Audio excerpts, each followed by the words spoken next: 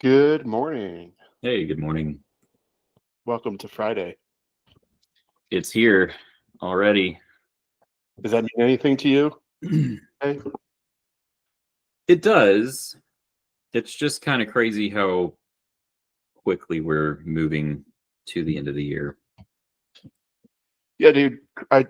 We got a Christmas tree and it doesn't feel like Christmas. It was 70 degrees here yesterday, and I don't know what's going on. Yeah, I know. Wow's right. Yeah. We don't feel ready for it either. No. But here we go, into the holidays. All right, so I got an email this morning, A2P campaign registration status update, Trigo Realty. That's you guys. Hopefully it's royalty. Realty. What did I say? You said realty, which is perfectly fine. Oh. It's the world you're operating in most of the time. So it's still 9 o'clock in the morning. But as long as the phone rings through, man, I don't care what it says. It says royalty. But you guys got approved. So sweet. Hooray. And it didn't take forever in a day. It just took a few days to get it done. Do you have your second call scheduled with them? I do not. Let me tell Denise real quick to help me schedule. So I was going to try to get several team members on that to view the. Cool. Yeah, do that. That's good. Tutorial. I love it. Okay. That makes sense. And anytime you want anybody else to show up here, please have them show up. Awesome. We can add them to the calendar when we book it, actually. Okay. I hadn't even considered that. Cool. All right, let's book a call now so that we don't run out of time at the end of the meeting and get rushed and have weird things happen. So when do you want to chat again? I'm looking at my calendar. Okay.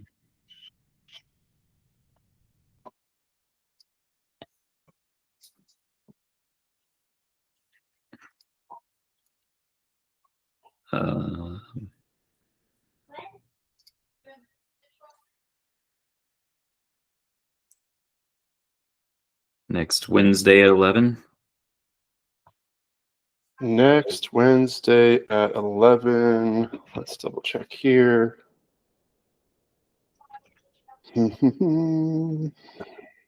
Tuesday, Wednesday, 11. That would work. 11 my time or 11 your time? 11 my time, if possible. Okay. Yeah. Let's see. So you're an hour ahead, so that would be 10 my time. Yes. December 17th, 10 o'clock in the morning, my time. So December 17th, 10 o'clock my time, 11 o'clock your time. Yep. Who do you want me to invite? I've got Michael and Chris so far. Anybody else?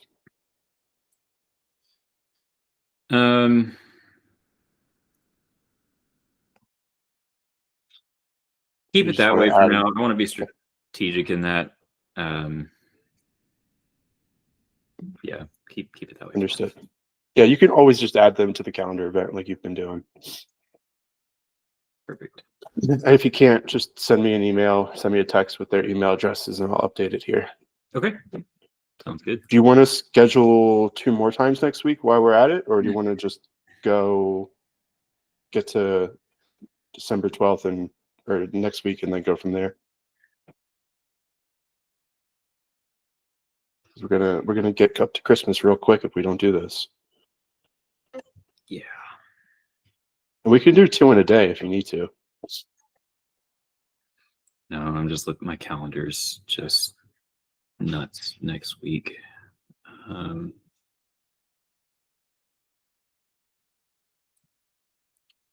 We can try Thursday at 10 or 10:30 my time, the 18th.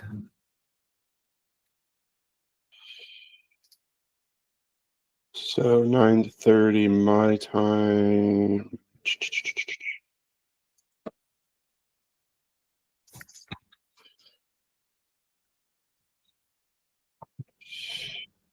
All right, December 18th, 9:30 my time, 10:30 your time.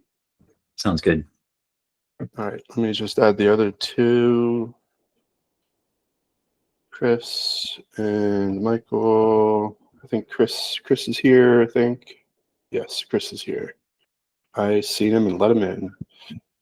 Okay, and you want to do a third next week, or you just want to stick with two and go from there? I'm going to have to stick with 2 and go from there. Okay. Yeah. Cool. And I know we've got this going through the holiday, our 6 weeks. So if we get to 6 weeks and you've got like 3 or 4 days we didn't get to, like we'll extend it out because it's the holidays and nobody really wants to or has time to do anything during the holidays anyways. I appreciate that. Of course. I imagine we could fit, if it worked for your schedule, we might be able to fit 1 in the week of Christmas, but I doubt we fit more in than that. Yeah, I agree. Do you want to put it in now or just wait till next week? Let's wait. Okay. My wife is stressed enough. I better keep the schedule some level of flex for our travels. So Yeah. I get some people that are like, yeah, I'll be in the airport and I'm going to schedule a call with you. I'm like, no, you're not. I'm not going to be there. If you're in the airport, I'm going to hang up. I can't focus on it in that setting. No, dude, absolutely not. Nobody can focus on anything in that setting other than trying not to miss a plane. All right, going anywhere for the holidays? We are going back to Dallas, where we recently moved from. Okay. We were potentially going to be there for 3 weeks, which we were really dreading. And we are really trying hard to refine that to just like 1 week. So Okay. TBD, but working on it. 3 weeks. What, are you going to like live with the in-laws for 3 weeks? Well, we're going to, it's several work-related items stacked on top of the seeing the family. So, Oh, yeah. sure. How about you guys? Sure, You life all is stay put, or? No, we're staying put, man. We're staying put. No, all our families over on the East Coast in Pennsylvania, and Oh, wow. we're here. We're here. It's gonna be weird because last year we got married. We got married on New Year's last year, and we Nice. rented a big house in the Outer Banks. So there was like 20 people in a house from like December 21st till January 2nd. What a blast. It was so much fun. And then this year it's gonna be lonely. So we're trying to like rally up all our friends like locally and be like, come on, come hang out with us. Don't let us be super lonely. Wow. Well, congratulations on your upcoming anniversary. Thanks, man. Thanks. I appreciate it. All right. Now we shall get to the Miro. Do you have any questions, things that we went over, things that you've been thinking about, things you want to talk about before we kind of get into Miro, or would that just be a part of it? We can maybe put this as like a note card to follow up on. So part of what I like about ClickUp is just kind of the freedom with custom fields and the things that we can track, and the ways that we can track them. It's blurry in my mind right now, like where Go High Level will end and ClickUp will begin, just because we like keep asset schedules and team communication and all that kind of stuff within ClickUp. So I don't think it goes away. I don't expect it to go away. I think that it has its purpose. Go High Level has its purpose, and they definitely are not the same thing. But I guess with that is we might end up layering in a lot of other custom fields that we haven't explored yet. Some of that we will want to, I don't know if it will be a multi-step process or some direct process, but basically each deal we will ultimately need to tie to a shape file in ArcGIS. And we would like some of those custom fields to be attributes on that. So basically you have a web map in ArcGIS. It's tied to a opportunity in Go High Level, and it's changing colors on the map based on, deal flow or pipeline stage. And then if you click on that spot on the map, and it pulls up an attribute table that's going to tell you like how many net acres, what the pricing is. That integration, that's not too challenging in and of itself. Creating custom fields and tracking that stuff, I suspect, is not too challenging in and of itself. It's just something that I haven't talked about and want you to be aware is on our goal list.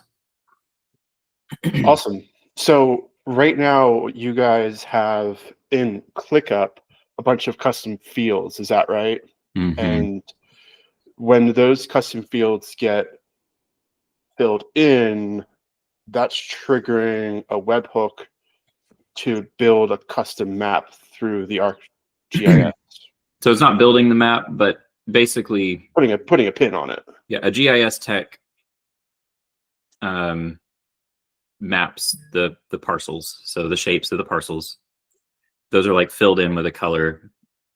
They create the so it's actually they create the type, the deal ID and the between ClickUp and the web map, and then that live updates through time. So again, it's just the Go High Level piece is all I'm wanting to say that we'll need to solve for. So yeah, things we track are net mineral acres, net royalty acres. Those terms don't have to mean anything to you yet, but the various pricing stages, which I don't know how that's normally managed in Go High Level. Like, what's the seller's asking price versus what's our cap versus what offer have we extended? Like, I don't know if there's normally fields for that, or that's just kind of tracked in activity, or how that looks. But those are some of the custom fields in ClickUp that we utilize, and that that web map. Same thing. We would just build custom fields for that stuff. Okay, cool. Okay. So, probably not a big deal, really. I just wanted to mention it before it passed me by. Awesome. Yeah, you guys sound very advanced. I'm happy to hear that you guys are like out there crushing it, doing webhooks and APIs and all that stuff, and like you've got a really fun system going on. One of the things that I was looking into yesterday was your mailer company. I had it yesterday. What is it called? Open Letter. Yeah, Open Letter. And I was looking for their API docs, because is that what you're using now as the API for it to connect back and forth all that information? Well, they wanted to set it up for us. We're using Zapier. Part of the problem has been is that they're not very good at setting it up. So it's never been working quite right. Okay. So, and man, if you have a recommendation, you're like, hey, I've got another client that uses this company and it's really successful, like it works really well for them with Go High Level. We don't have a huge amount of loyalty. We just want trackability. It's integration. All right. I do have a couple other clients that use mailers. I don't remember what they are. The one I did check out, because I know I'm working with one right now that uses Ballpoint. I use Ballpoint past. Okay. It doesn't seem much different, but from what Google Gemini told me and the research I could find, and you could probably tell me more about this, is like Ballpoint does less than Open Letter Connect should do. It seems like this Open Letter Connect is more like you should be able to track more information back and forth, because I couldn't find anything on Ballpoint at all. Like it was pretty sparse up there. How it used to work is just like most other mailing houses where you upload your list and they send it, and you just track it manually that, hey, I uploaded this list and it got sent. And that's that. Which, I mean, again, we've explored like maybe doing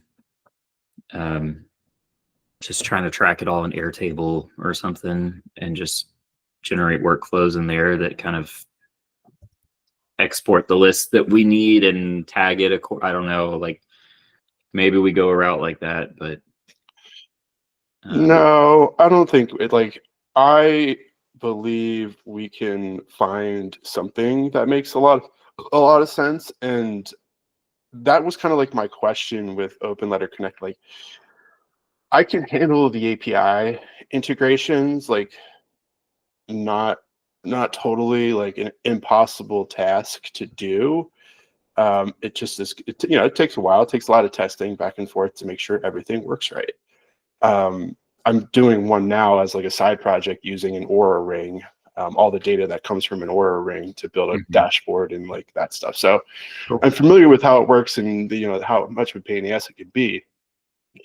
With that being said, if they themselves are not like super helpful, it just makes our job a lot harder, your job a lot harder. They want to be helpful. They do. Okay. They try. They try. Yeah. So that's good. That's like sort of helpful to me for my world to get it done. But if there is another like mailer company out there that's like, yeah, just do X, Y, and Z. Here's a video. Here's custom support. Like, we should look at that too, as you said. Yeah, to save time. So what we were about to just hire an API integration expert, if you will, to just rebuild specialist. Yeah, specialist. That's what I'm looking for. To just rebuild it for us because we believe it can be done, and it's probably not that hard. I think just the logic that they were using didn't make sense. So I don't think it's that hard. No, I don't think it should be that difficult either. But again, it's just like if there's no clear instructions on how to do it, which their API was like, documentation was like, okay. But with the use of ChatGPT, Google Gemini, that stuff is a lot easier to do. Like I build everything in Google Firebase Studio. And a lot of the time I'm just like, I want to connect an Aura ring to a dashboard. It's like, great, I'll go build this for you. Give me the token that I need. And like, it gets it 90% of the way there. And then it does all the hard work. And it inherently like already knows how to connect the API for the most part. It's just figuring out the sources that you're trying to use and connecting them back to GHL, which probably is like the next bigger hurdle is connecting both. So we could get there on that. I think so. Yeah. I'm not too worried about our ability to do it, but I'm also just, I wanted to communicate like Open Letter Connect. It's been okay, but we don't have any major loyalty there. We would switch in a heartbeat if there was a better option. Okay, I'll do some digging and see what I can find, see if there's like a clear winner out there, and just kind of see what we got going on. What have your other clients used in the past? That's what we were talking about. The Ballpoint is one of them. There is another one that I did with a client like about a year ago, and I can't remember what it was. I'll have to go back into my notes or just ask them what it was. But I have no idea what their tracking capabilities were. So that was what I was really like thinking about yesterday. I was like, how can we make this like easy? Where's the company that's solving this problem? Stupid simple. Yeah, like just yeah. There's got to be someone out there doing it. For sure.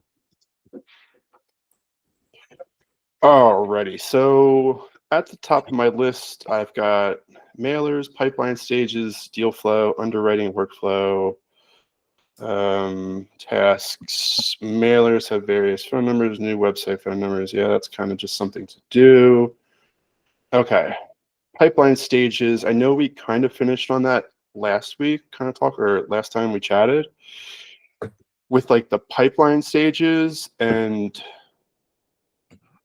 you said there was like a bunch of pipeline stages we hadn't talked about or looked at yet. Yeah, so I think we kind of capped at, so we're new lead, deal prep, evaluation. We called this like internal evaluation, third party. Then we hit that long-term follow-up. And then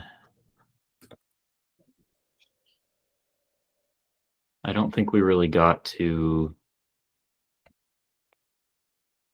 well, I don't see it on here. Basically, it's step 5 in our document here.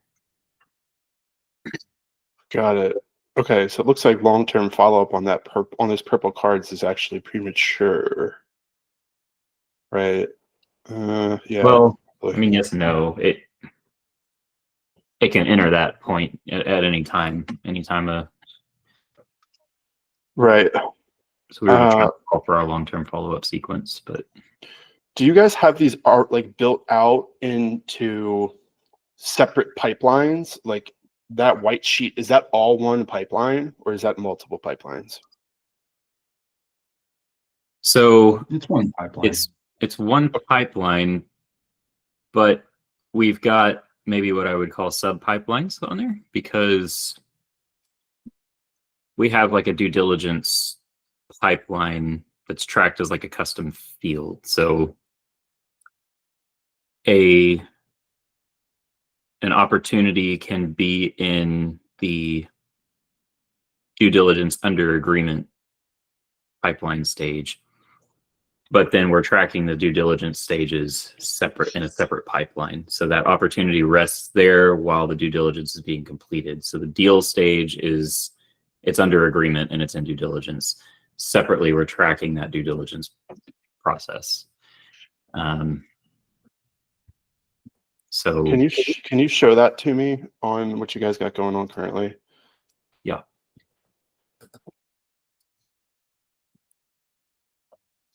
I think that's one of the harder communication parts that we're going to walk through here is like, what stages do you guys currently have and use? How are they built? Are we going to just build them exactly the same? Are we going to modify them slightly? Can we keep them the same? Because that would be great. If we have to modify them, how would we modify them to keep them making sense and not break up your workflows completely? Just a second.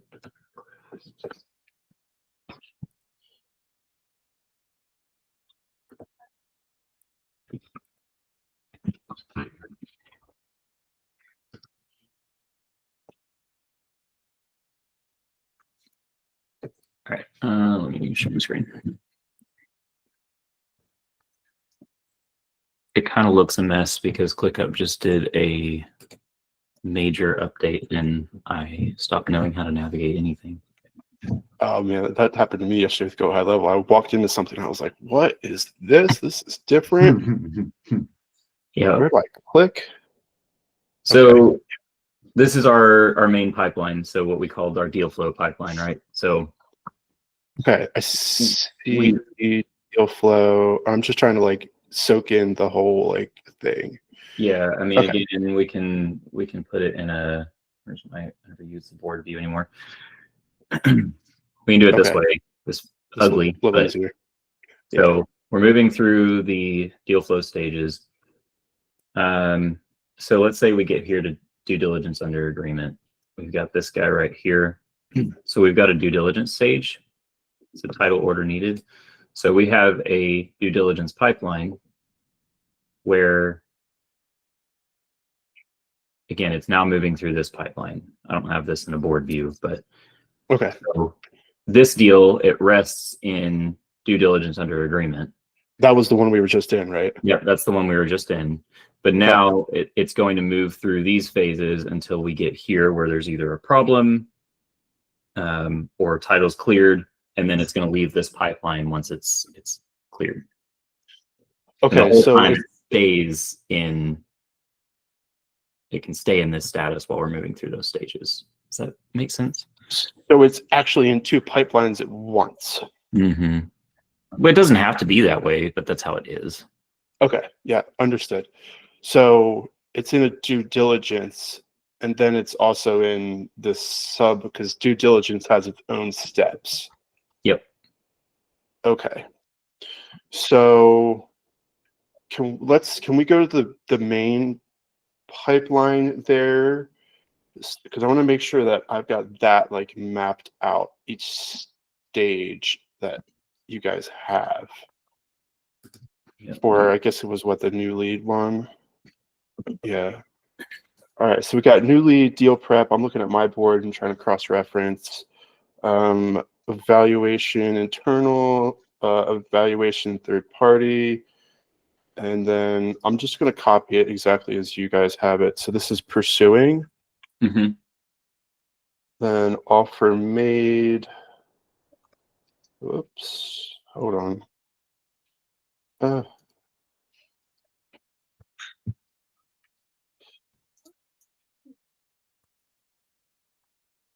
Then what's offer made? Was that due diligence? Yep. Under Diligence. agreement. It could just be simplified under agreement.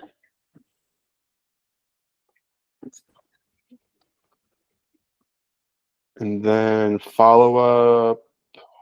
So these were, okay. Yeah, we talked about that. Currently, it's in like a weekly, so reminders come up weekly, monthly, they come up monthly, or setting a specific target date. Don't love these. Definitely open to something different, but that's what we have. Okay. I'm just going to copy it as now. So it's follow up weekly, follow up monthly. Follow up specific date. All right.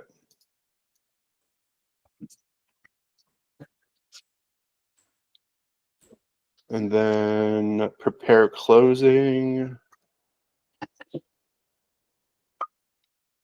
Closing documents. Okay, closing documents. Ready to close.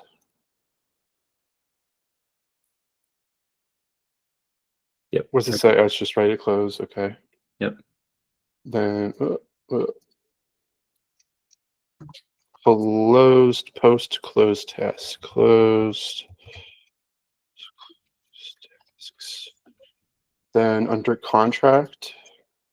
So this is under contract hold. So basically, seller's not performing or those kind of situations. So we have it under contract. We've probably filed a notice of interest and something's preventing it from closing. Yeah. Well, now we do have some that are like canceled, right? Yeah. New Alexander Christian Church, I don't know, was canceled, but we don't really have a. It's just our. I'm going to add canceled in there then, just as another stage. Because like we just had one we're under contract, and then I got title back, and title's a complete bust on it. So. Got it. Okay. So canceled, dead lead. What's the other dead lead? Sold to who or what? Oh, dead lead. So dead lead and dead sold to others. So that's more just to track what our competition is like, who has closed with somebody else, basically. Got it. That makes sense. Then we got low priority. Yeah. That's Mike, what do you think? Keep that stage, combine it with follow-up. Basically, we target. I don't want to. These are people that like the deal's not very attractive and we're just not going to spend time on it, but it's not necessarily like, I don't know. What do you think, Mike? Well, so basically, like leads too small, like we don't like. So it could be multiple things. So leads too small, but we don't want to pursue it right now just because like the size of it. But it's an actionable lead technically. Or I would say another one would be like it's just out of the AOI. So like as this oil and gas play matures and they drill more wells, it's just like there's going to be in the future, there's going to be areas where it didn't make sense for us to pursue it then. But it's like, okay, well, now the play has moved north. And so now this actually could make a lot of sense for us to start targeting again. Okay, got it. So not cold leads. Like you've actually talked to them. They're like, they still want to sell.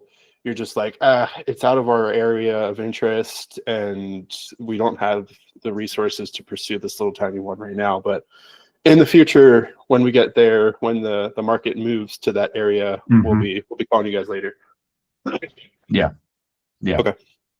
I mean, it'd almost be like you get a lead come in and it's just the wrong street right now. And maybe in a couple of years, right, as some other investors take a little bit of risk, it moves. Is there anything else? Because like we've talked about, obviously we all know this, like the hottest lead is right now. 2 years from now, who knows what's going to happen. And just for my curiosity, is there something else that you guys can do with that lead? Sell it to somebody else, something or other? Like, I don't know. Like, is there something else that you can do with that instead of just letting it sit? Probably. It's probably, yeah. I don't know anything about the oil and gas, so like I don't know if there's like a little tiny like it's a company that just buys wells that are out of the best areas because they have a bunch of money and they like future plays or something. I don't know. So that was kind of the spirit of it is, when we tie it to the generation of the web map has been long envisioned, only very recently implemented. So the idea was we buy a bigger interest somewhere, or we see development going somewhere and we can look on the map and we see, oh, look, we have this collection of small deals right here in this area that we really, our interest is now heightened. And because we can get like a collection of interest right here, we're going to dig back in and, redial these people. So they remain potentially interested in selling. They're not a dead lead. It's just something where we had 100 acres over here that we were spending our time on. We didn't want to spend time on this 4 acres over here. So that's okay. So it's like, hey, call all your neighbors, and if they want to sell and you guys can get 50 acres together, then we'll buy your land. Like that type of thing. Potentially, yeah. Okay, cool. All right. And one more thing, I'm not going to take too much time on this, but can you give me like the life cycle, or like what happens to the property when somebody says yes? Like you guys buy it or sell it, whatever, you wholesale it, but like what does the development look like of that piece? Is it just the well, or do you guys have to build the piping and like the staging area to put it into the truck, the big tanks? Like it's kind of the limit of my knowledge of how this all works. Like, or is it something totally different? Different, yes, but so the whole like stage is like, okay, so we can either take a lease or we can buy the minerals. We prefer buying minerals over leasing, but anyway, so we buy the minerals. We are now the mineral owner in what our preference. So we can either buy within a unit. So basically, operators are going to come in. They're going to form a big unit. They're going to drill it horizontally, frack it, and drill a big well. We can pay lots of money to be closer to the drill bit, or we can step out of 1 to 2 years from development, buy it cheaper, and wait for a unit to come on. The closer that, so the mineral valuations go up exponentially, the closer to production you get. But then as soon as it starts producing, the value actually will start dropping on the minerals because, well, it's getting produced now. And it's a depreciating asset. It declines. Well, it declines. They come off hot and then they just gradually just take off. So that's kind of like the minerals, and that can be typically speaking, like our favorite deals are we're buying it 1 to 2 years outside the drill bit. That's our clients' preferences. 1 to 2 years outside the drill bit because we can buy it cheap. We're going to get a 20 to 50% value bump once a well is actually going to go in. So we're going to gain value there, and then once it gets drilled, we gain cash flow. The lease, when we take a lease with someone, there's operators who actually go drill wells, and they have to take a lease too. And then there's what we call non-op, and so we will take a lease to participate on the working interest side, like the other oil company actually drilling it, but we have to share in our cost. Mineral owners don't share cost of the well; they just get a percent of the royalty. So on a lease side, you get much more royalty, but you have to pay for your share of that well cost. And these wells, typically, like a single well is probably $16 million. Okay.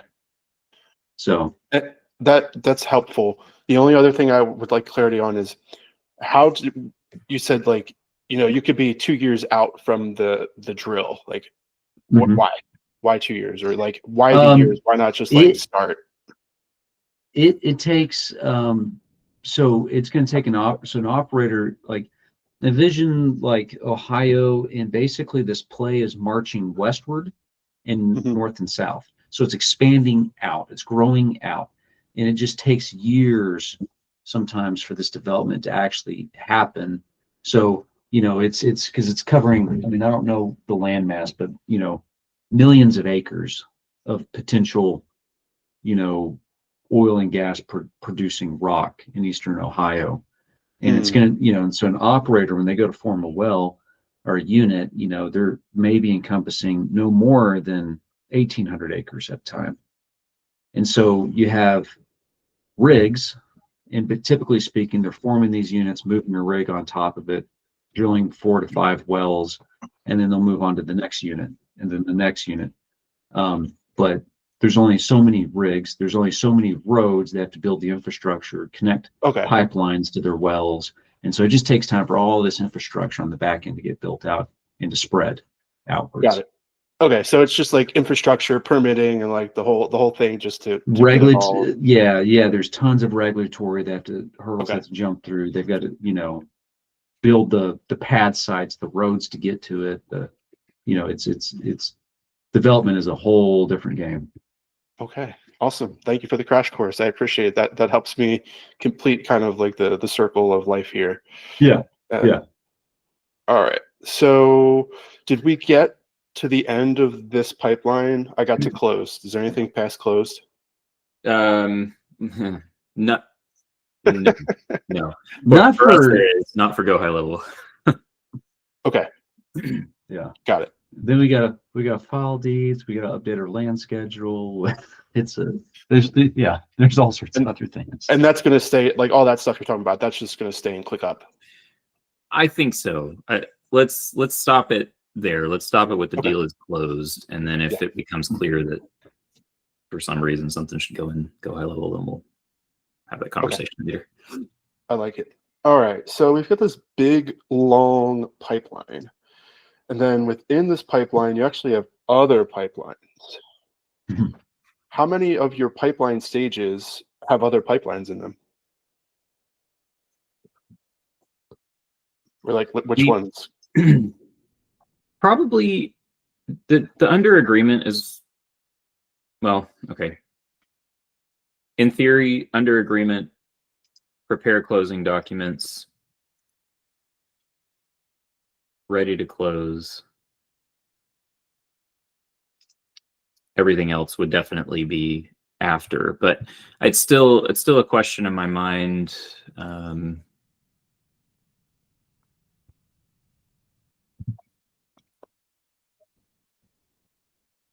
Yeah, just the division between ClickUp and go high level, but yeah, I think that's like a really interesting point, because like we could go build all this stuff, right? And is it worth the time? Like, what's the thing closest? What's the fire closest to the house here?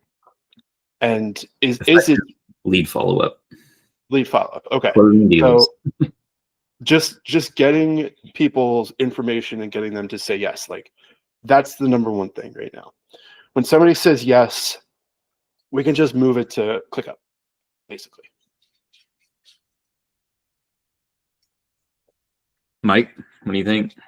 Because I mean, we could build it all and go high level. I'm just trying to like wrap my head around where do we start this thing? Because you've already got so much built out. Yeah. I would say that once we go under contract, well, I think that's probably the easiest thing to do for now. For like the most important is just to streamline like the marketing sales pipelines, right? And just streamline all this in our outreach or follow-ups, all this. So yeah, I would say once it goes under contract, that's probably when we stop. I mean, frankly, if I don't know if you're saying we can actually technically build it out beyond that and manage the whole thing in one platform, that sounds very appealing to me. But for all practical purposes, I think that's maybe like a back end deal, like to solve for maybe down the road. Agreed. I think so, because like we could build out all of the steps past document signatures, but like, do we spend our time doing that now, or do we just figure out from mailer to sending out document signatures? Do we just figure out that? Because I think that in itself is pretty big, and it's going to take us a minute to like really nail down all that stuff. We've gotten a lot so far, but I see that there's like all these other stages and then these sub stages, and that is going to take us a long time to get through that. Maybe not specifically the workflow section of it, but building it, that's going to be the other time consuming part. So I just want to make sure that I am focusing my efforts and like my brain power and this conversation on, again, like what's most important, because I know that we have a limited amount of time together, and I want to make sure that we get not just like a Miro board done. Like, sure, that'd be great, but we need more go high level stuff here. Once we get towards like the 3-week mark, we need to be building stuff. Yeah, I think that let's do that. It's we go under contract and then it kicks over into ClickUp. Okay. I think that's going to make the most sense for sure. So go high level will handle everything up to document signatures and some like limited follow-up around the document signatures. And then when the document comes back that's signed, send it off to ClickUp. Yeah. Paden, you agree there? I think we can draw the line there. I mean, my mind is going to the importance of follow-up while under contract, leading up to close and all of that.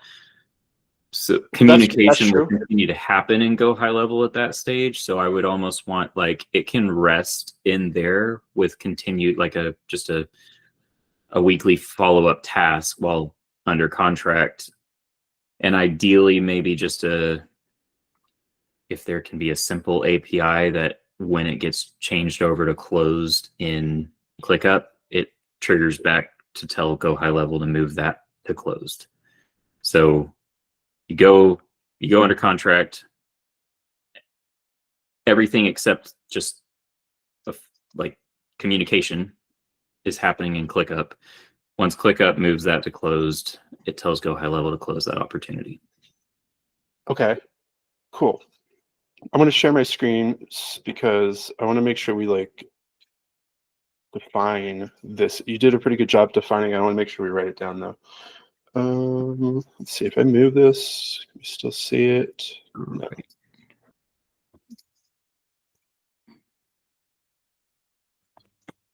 Here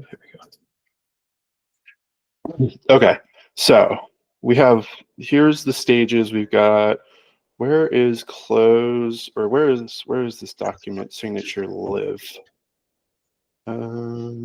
Ready to close, preparing, follow up monthly, due diligence. Yeah, like where does the contract signature live currently in this due diligence under agreement section?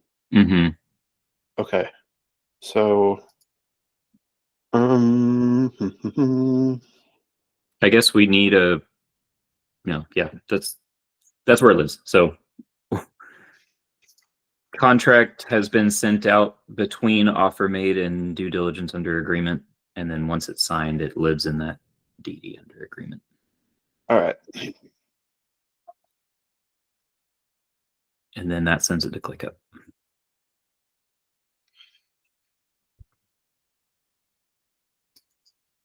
What do we got here? Deal flow pipeline. So that is like your new deal. Because I'm going to rename these pipeline stages, because I actually, in the way Go High Level works, is this like new deal flow type of thing. This would be its own pipeline. And then we would probably have a pipeline for like offer made, and then the due diligence under agreement, like all that stuff that happens with the contract being sent out. That would be its own set of steps. Sounds like I'm Doing, writing some new SOPs.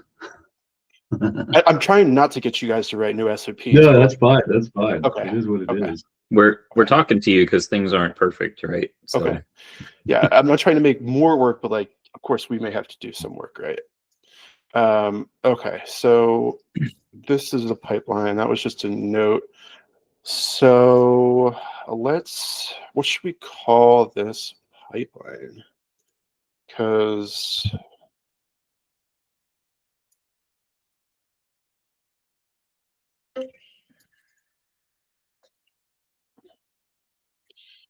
I don't know, like, what should we just call it? Offer pipeline for now until we find a better word for it. Okay, so here's what I see.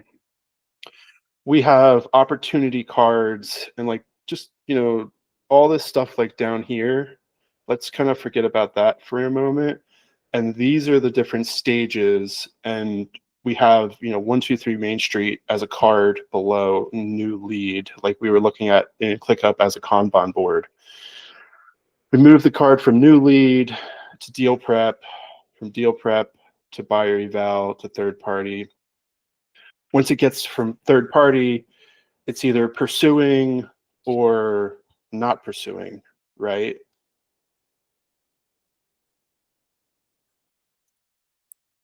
Well, yeah, I mean, it would, that's where it would, yeah. That's where it could tick over to after the evaluation, or before that, it could tick over to low priority. It could tick over to long-term follow-up. It could move to a dead lead. Okay, so we would definitely have a pursuing, like that's good. Mm-hmm. And pursuing would move it over to offer pipeline. Like that would be the next logical step for that. But you're also saying we have this like we don't want it type of deal. Like it's not good for us. Well, okay, so Paden, does it make sense for us to like have the pursuing? Because like it was kind of like this placeholder, like, okay, hey, we're gonna go after this deal now. And then it was like up to the buyer then to make the offer and move it over to offer. Right. So I was like, I mean, if we're gonna pursue it, we're gonna make an offer. Right. So here's why I do this. So really this is send to offer pipeline. So, if we're thinking about the cards, right? Somebody moves it from eval, like eval's great, it's all, and you guys love the thing.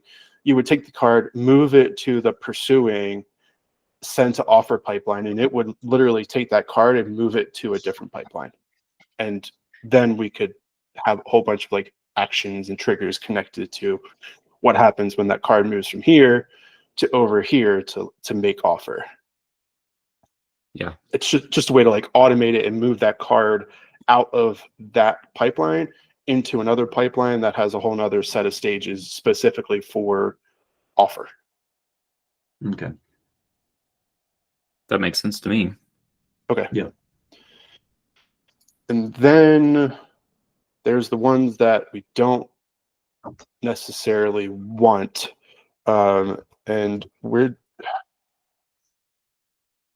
not interested, but there's a lot of things in not interested.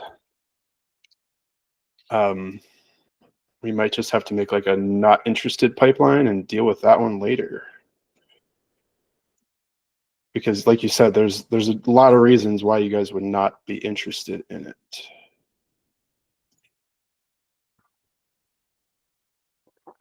Or yeah, would that make sense? Having a not interested pipeline, and then there could be like long-term follow-up pipeline. I hate this deal. This person's terrible.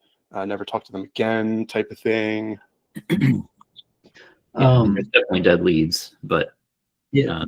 Well, even I guess like I'm almost wondering if there's like a trigger needed because as we're looking at the like low priority revisit, we had like 345 leads just in there, so it's like who is going back through these leads and just scrubbing them again to see if anything's changed?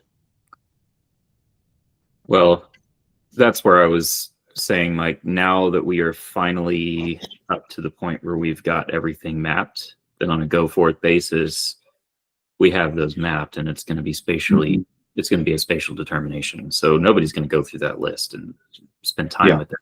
What we will do, though, is we'll have a record of it that we can view spatially and pick them out that way. Okay. So you're talking about the map again, like the physical map, and even if it's not if you're not interested in it, are all things going to be placed on that map and not interested, or only like certain ones? Everything that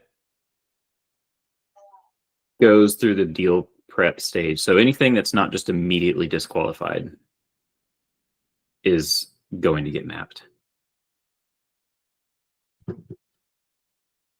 So okay, I hear you. So that means we need a disqualified to move that. So new lead, deal prep, buyer. Where would that disqualified come after buyer internal evaluation? Before deal prep, more than likely, right? Some get disqualified afterwards, but usually we catch those on the front end. Okay, I think I'm gonna move it just in here and call it like, and just call it disqualified, right? So it could be a new lead disqualified, a deal prep disqualified, a buyer eval, internal disqualified, or a third party disqualified, whatever it is, disqualified. Sounds good to me. And then all the good ones will skip that and go to pursuing send offer pipeline, right? So it'll skip to the next one. And then, but not interested is different than disqualified. They're still qualified. It's just like, not great for us right now. Not interested really means send it to the map so we can monitor it.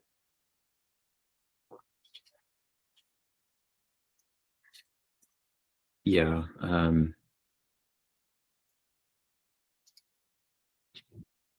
Pretty much. I think if I'm understanding the pipelines and go high level appropriately, it seems like it would be, I don't know if you have a one-stage pipeline. Basically, we want it to be out of sight, out of mind until we pull up that map and say, oh, we actually do want to look at this. Yes. Yeah, we can have a one-stage pipeline 100%. So, or I guess 2 stages, the second stage being send it back to some other pipeline. So we'll say send to pipeline, not interested. And that not interested is when it either hits that pipeline stage or that pipeline not interested, or here or wherever, we'll have to figure that out. We're still going to map it because it needs to be mapped. Do you agree, Mike? Yeah. Okay. So we're gonna make another pipeline and call it pipeline not interested, send to map to monitor. Okay. And then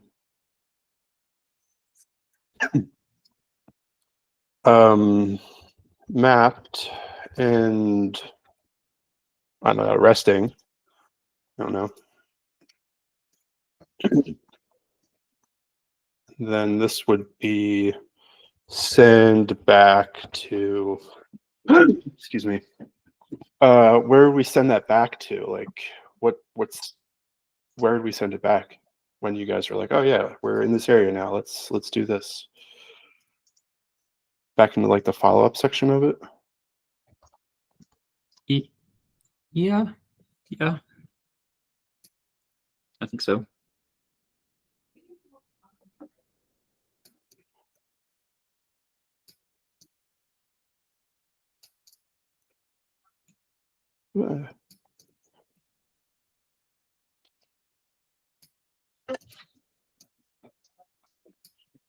So it would actually get sent all the way back to new lead or deal prep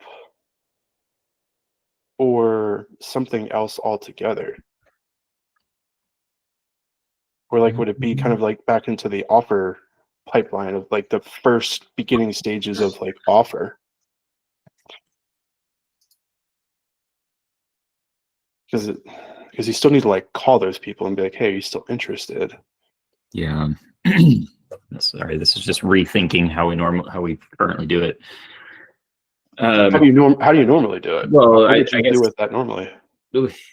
we don't necessarily have to put it in that box because we would look at it. I guess we would look at it, pick up the phone, make the call, and then it would either go to follow up because they didn't answer, or we'd have a conversation and we would know our next step. So follow up is probably the best that fits that.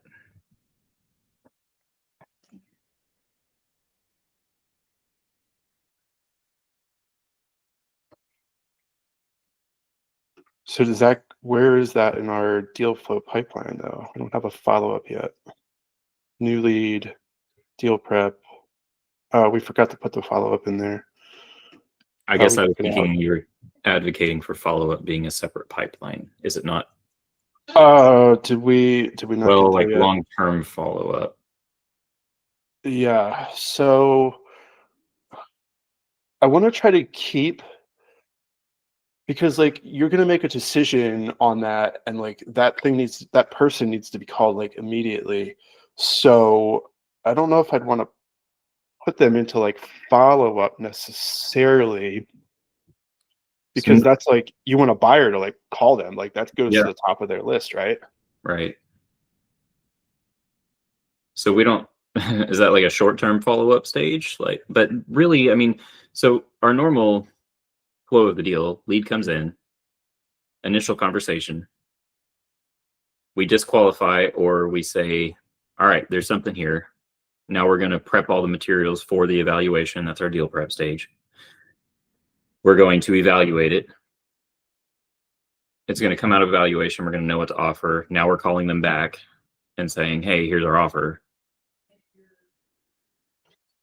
Okay, and so to me, where it might come in. I mean, it could be 6 months, a year from now, or 2 years or 3 years when that. Yeah, so that's got to go back into like a brand new lead, basically. Who knows what's changed? That's fine. I guess the only thing, there's a barrier for me whenever I hear new lead, because we've talked to them before, and so it's kind of like a more warm intro. So it's like, hey, this is Paden from Trigo. Remember me? Like, we've talked before. So as long as that context will be in the activity, right? So yes, they'll see it. They'll pull up the contact back. Oh yeah, this is a person. Okay. Follow up. We'll say new lead. Send to lead stage. To the nope, wrong one. Offer pipeline, send back to new lead. Yeah, so we're gonna move that card to send back to new lead stage, and whoever that is assigned to, because it will have been assigned to a buyer when it's Right. sitting here, the buyer will just have that as a task in their pipeline that they'll see, and then they'll open it up and they'll be like, wow, this is different than the other ones. It's got a whole bunch of activity in it. Let me look at it. What's going on here? Does so we do not have yet high turnover, but I am thinking, you get someone who's 6 months, 12 months down the road. How does Go High Level handle reassignment if that agent is no longer active in Go High Level? You change the team member's email and like the staff login. I see. So you don't create a new member, you just change it to whoever's replacing them. You could do that as well. So you could like find all the people that John is assigned to, and then you could assign it to somebody else. Or you could, and this might be a little easier, but like less personal, you could have your staff members here be like team member 1 and team member 2, team member 3, and their email be something like less personal, because, and I know you guys, you're very personal with like your buyers, but this way none of this stuff has to change in your team members' information. If they're out, you just revoke their access. You just change the password, and then you put the new person in as like team member 6. Okay.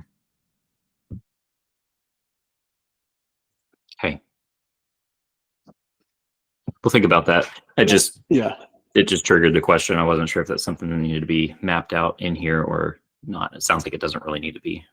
I'm gonna put it up top here as like a question. What's happening?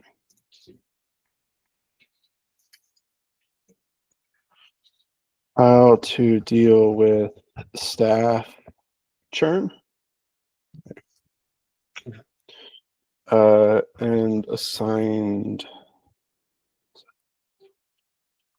Yeah, I mean, it was definitely overcomplicating it. Even if we had it, keep it personal, just select all leads and reassign them. Yeah, you'll just have to like, delete their staff account and reassign their phone number to the next one. There's going to be like more steps to deal with, as opposed to just being like, hey, Johnny, you got to go. Sorry. And you won't be able to get logged back in because we just changed your password. Yeah. Then the next person, just tell them what that password is, and they can just pick up where John left off. And maybe not ideal with the like emails and stuff, where it would be john@trigoroyalty.com as opposed to like, again, staff member 1, 2, and 3. We could probably make it sound a lot better, but yeah, something to think about. Okay, so we got our deal flow pipeline, offer pipeline, pipeline not interested, send to monitor. Send to monitor? No. Send to map to monitor. Are we past our time? I think so. We are, yeah. Okay, cool. Questions, thoughts, concerns? How we doing? How we feeling? I'll just communicate. Mike and I were talking the other day and just appreciate your thoroughness and professionalism and approach to all this. We're feeling great about it. I know nothing has necessarily been built in Go High Level, but just the way you approach it is really great. So we appreciate you. Awesome. I'm really thankful to hear that. I'm thankful to learn the oil and gas industry. I've never done oil and gas, but like, maybe you will. I will. Here we go. We're going down the oil and gas road, and it's exciting. And I'm really enjoying what you guys have already built, because you've built something really exciting, and we're going to make it better. And we already have both of our calls scheduled for next week, and then maybe one for the week of Christmas, but we'll figure that out next week. Sounds good. Awesome. See you guys. Thanks. Have a good one. Bye.